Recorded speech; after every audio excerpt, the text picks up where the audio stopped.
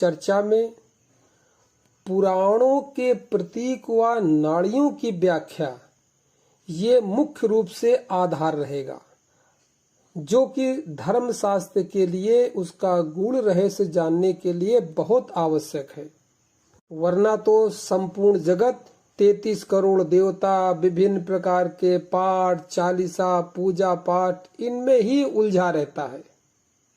मेरी बातों को सुनने में अगर आपको कभी अटपटा सा लगे, बड़ा तर्क कुतर्क सा लगे, तो एक काम कर सकते हैं, पहले पूरा सुन लीजिए। पहले मेरे विचारों को अच्छी तरह बिल्कुल सरलता के साथ समझ लीजिए, सुन लीजिए, क्योंकि मेरा उद्देश्य किसी निर्णय पर पहुंचना नहीं है कि क्या सत्य है, उसका एक निर्णय हो जाए। से जज कोई फैसला देता है कि ये फैसला हो गया, ये बात सही, ये बात गलत। तो मैं किसी निर्णय पर पहुंचाने के लिए चर्चा नहीं कर रहा हूं, बल्कि व्यक्ति की जो निर्णय करने की क्षमता है, निर्णय करने की जो क्षमता है, उसकी ज्ञान की जो प्राप्ति है, उस पर चर्चा करूंगा कि आप स्वयं निर्णय करने की बुद्धि रख लें, ऐसी प्रज्ञा हो जाए कि सत्य असत्य का भान आप उसका स्वयं निर्णय कर लें कि क्या सही है, क्या गलत है। ऐसी प्रज्ञा आपके अंदर पैदा हो जाए। इसलिए ध्यान योग के माध्यम से 90 दिनों के बाद में उसका प्रैक्टिकल कोर्स चलाया जाएगा। इसलिए अभी से सही गलत का निर्णय मत लीजिएगा, क्योंकि निर्णय लेगा कौन? निर्णय लेगा मन। मन ही तो सोच करके निर्णय लेगा कि क्या सही क्या गलत। और मन का स्वभाव है चंचलता, ये तो निरंतर परिवर्तनशील है, बदलता ही रहता है। तो मन के द्वारा लिया गया कोई भी एक निर्णय, एक परिणाम स्थिर कैसे हो सकता है? इसलिए किसी बात का सत्य असत्य का निर्णय नहीं करना है, बल्कि स्वयं सत्य को उपलब्ध होना है, उसका अनुभव करना है। क्योंकि ये तो आप जानते ही हैं कि किसी भी विषय पर तर्क करने, कुतर्क करने, वितर्क करने की जो क्षमता आती है, ये आपके भीतर आई कैसे? अरे ये भी तो प्रभु की जो शक्ति भीतर भरी है उसी से आई। और देखिए कितनी कमाल की बात है, परमात्मा आपके अंदर तर्कों के द्वारा अपने स्वयं का होना और स्वयं का न होना दोनों सिद्ध कर सकता है। यानी भीतर आप जो बुद्धि से निर्णय लेंगे, तो भीतर को बुद्धि को चलाने वाला तो परमात्मा की सत्ता ही है। तो उस सत्ता का गुण देखिए क्या है, वो तर्क वितर्क के द्वारा अपनी ही सत्ता को होना और न होना दोनों ही निर्णय कर देगा। इसलिए मैं कहता हूं किसी के तर्कों वितर्कों पर नहीं जाना है। अरे तर्क वितर्क तो ये केवल बुद्धि की पराकाष्ठा है। जिसके पास जितनी बुद्धि होगी उतना वो तर्क वितर्क कर लेगा। ज्यादा तर्क करेगा तो किसी बात को वो गलत कहने में तर्क करने लगे तो बुद्धिमान आदमी उसको गलत तर्क कर देगा। बुद्धिमान आदमी किसी गलत बात को सही करना चाहे तो उसको सही तर्क कर देगा, मगर करने वाला तो भीतर वही है। यानी भीतर बैठा परमात्मा ही बुद्धि के द्वारा अपने होने को कि परमात्मा होता है, और भीतर बैठा परमात्मा ही अपनी आपकी बुद्धि के द्वारा अपने न होने को दोनों वही सिद्ध कर देगा तर्कों के द्वारा। इसलिए तर्कों के द्वारा जो हल निकलता है, इससे परमात्मा के होने और न होने का दूर तक कहीं कोई संबंध नहीं है। ये पूरा का पूरा स्वयं का अनुभव है, किसी दूसरे का अनुभव आपके काम नहीं आएगा।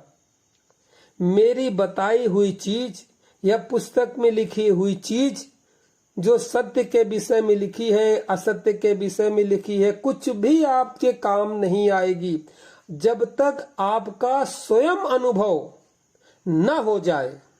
इसीलिए कहता हूं कि परमात्मा तर्क वितर्क से सिद्ध नहीं किया जा सकता है। तो फिर अब अनुभव कैसे होगा? इसीलिए कहता हूं कि ध्यान साधना के द्वारा तर्क वितर्क के पार तर्कातीत का जो भाव है वो आप में पैदा हो जाएगा और सत्य का अनुभव हो जाएगा। मैं इधर देख रहा हूं कि आज के जमाने में तनाव है, डिप्रेशन है, ये एक विश्व व्यापक समस्या सी बन चुकी है। इसीलिए यह मेरा जो एक प्रयास है मानव मस्तिष्क के हित के लिए है। इस पूरी व्यवस्था यानी 90 दिन का मोटिवेशन और इसके बाद जूम ऐप में प्रैक्टिकल का अभ्यास, इस पूरी व्यवस्था से मानव जाति के शारीरिक और मानसिक रोग तो दूर हो ही जाएंगे। जो आजकल ये बहुत ज्यादा तनाव पैदा हो रहा है, डिप्रेशन पैदा हो रहा है, बात बात पर लोग क्रोधी हो जाते हैं, आजकल धार्मिक कट्टरतावाद भी बहुत दिखाई पड़ती है, ये सब धीरे धीरे धीरे समाप्त होना शुरू हो जाएगा। और फिर आपका आत्मबल बढ़ जाएगा, एक पॉजिटिव थिंकिंग, सकारात्मक सोच पैदा हो जाएगी हर जगह। मनुष्य जाति बड़े सुख शांति और आनंद के साथ जीवन यापन कर सकती है इस विधि को अपना करके। क्योंकि जो आगे ध्यान का अभ्यास कराया जाएगा उस अभ्यास के अंदर प्रेम है, नम्रता है, अहिंसा है, सद्भाव है, सहनशीलता है, इनका सबका उदय स्वमेव होने लगता है, अपने आप ये सब भीतर से पैदा होने लगते हैं। इसीलिए मैं कहता हूं कि प्रेम जीवन ऊर्जा का एक पूरा का पूरा खिला हुआ पुष्प है जिसमें सुगंध ही सुगंध है चारों ओर। और क्रोध, ईर्षा, घृणा, राग, द्वेष ये जीवन में मुरझाए हुए, सड़े हुए और बदबूदार फूलों की भांति हैं जिनसे बदबू के अलावा कुछ निकलता ही नहीं है। सब बातों से जीवन नरक हो जाता है। जहां भी प्रेम होगा वहां सुख, शांति, आनंद ये सब अपने आप महसूस होना शुरू हो जाएगा। और जहां क्रोध है, ईर्षा है, घृणा है, ये जहां जहां भी होगा तो सिवाय तनाव, डिप्रेशन, क्रोध और मानसिक बीमारी के अलावा कुछ मिलेगा ही नहीं। अब धार्मिक ज्ञान प्राप्त करने की दो विधियां हैं। पहली विधि तो है व्यवहारिक और दूसरी विधि है परमार्थिक। धार्मिक ग्रंथों का व्यवहारिक अनुभव सामान्य रूप से पूजा पाठ, जप, व्रत और कथा और भागवत ये सब का ज्ञान तो लगभग सभी के पास होता है, मगर यह धर्म का एक पक्षी ज्ञान है। जबकि इसके साथ साथ धर्म ग्रंथों का रहस्य, उनका परमार्थिक और उनका अलौकिक ज्ञान भी होना चाहिए, तभी हम पूरे सत्य को अनुभव कर पाएंगे, वरना अधूरे अधूरे रहेंगे। लौकिक ज्ञान भी पूरा हो और आध्यात्मिक रहस्यों का ज्ञान भी पूरा हो, तभी तो हमें पूरा ज्ञान हो पाएगा। यहाँ मैं विशेष करके 90 दिनों तक केवल प्रतीकात्मक और परमार्थिक तथा अलौकिक ज्ञान की चर्चा करूंगा। वो भी कोई अलग हट के नहीं।